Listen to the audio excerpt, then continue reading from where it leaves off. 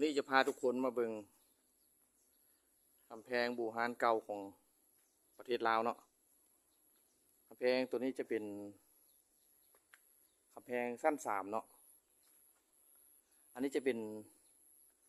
ด้านของทางในเมืองเนาะในเมืองจะยาวไปพุ่น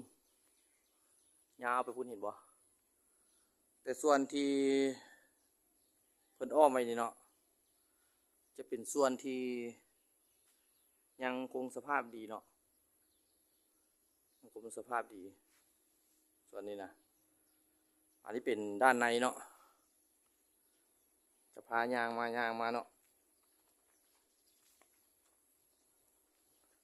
จะเป็นกำแพงเมืองเวียงจันทร์สมัยเก่าเด้อ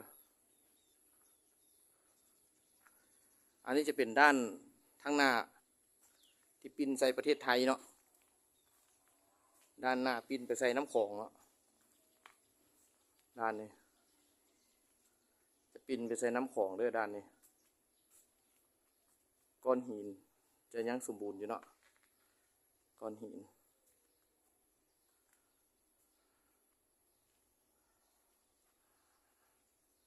จะมีแบบรู้สึกว่าจะมีแบบบางสิ่งบางอย่างที่ว่าคนหนาวจะลุกหน่อยนึงเนาะสร้างขึ้นในสมัยตะกี้ก็น่าจะหู้ดีเนาะก็จะใช้แรงงานขาทาสเนาะระบบทาสดีตะกี้เนี่ยสร้างขึ้น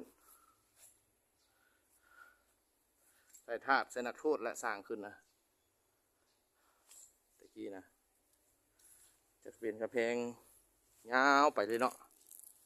พูดยาวไปหอดพุ่นเด้อยาวไปพุ่นยาวไปหอดพุ่น